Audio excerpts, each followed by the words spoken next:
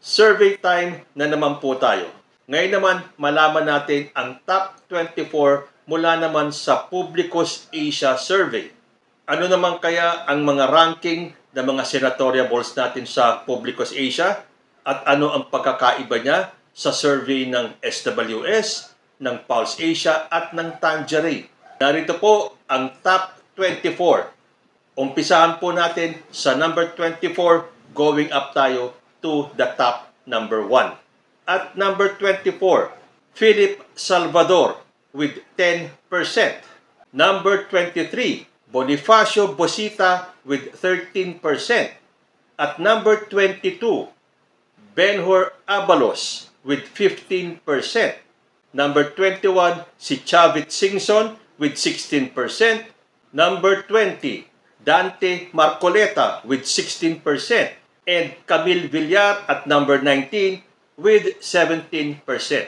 So kung ang pagbabasihan po natin ay itong survey ng Publicus Asia, mukhang mahihirapan na ang nasa number 19 to 24 para makakuha ng isang senatorial slot. Pero kung papansinin po natin sa ibang survey, si Camille Villar, si Dante Marcoleta at si Benhur Abalos ay nasa top 12 ng ibang survey firm. But then again, sabi ko nga, iba-iba po ng survey firm, iba-iba po ng resulta. Kung sa ibang survey ay nasa top 12 si Villar, si Abalos at si Marcoleta, dito po sila ay nasa 19 to 24, which means may hirapan po silang makakuha ng slot. But again, mahaba pa po ang eleksyon, baka magkaroon pa ng milagro. Yan po ay kung ang Publicus Asia Survey ang ating pagbabasihan.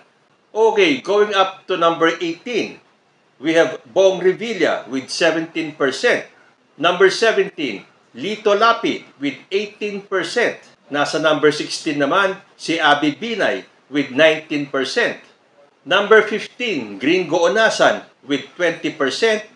Willie Revillame at number 14 with 21%.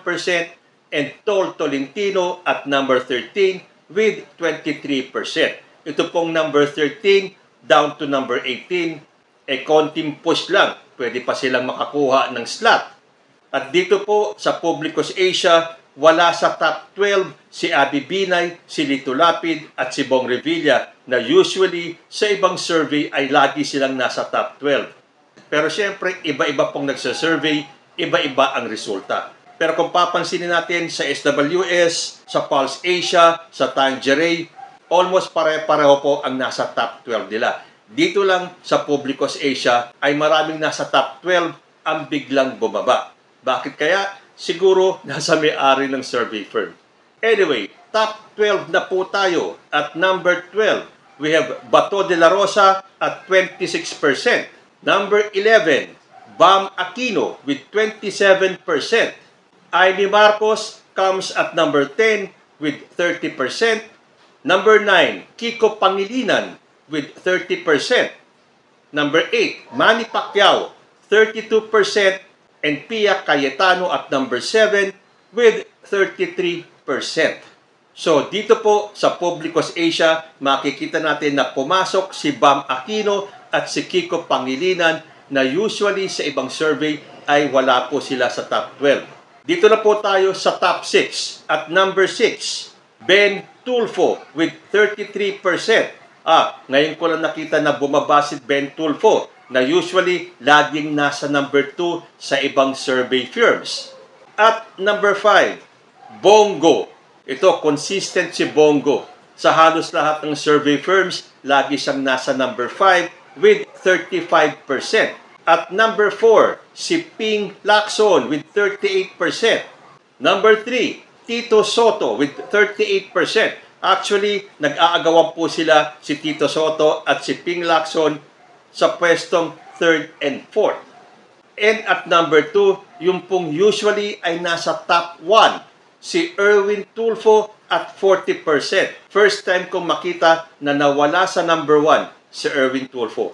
Bakit? Sino ang nakadislodge kay Erwin Tulfo?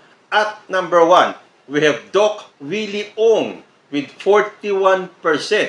Aba, napakalaking talon po ni Doc Willie Ong.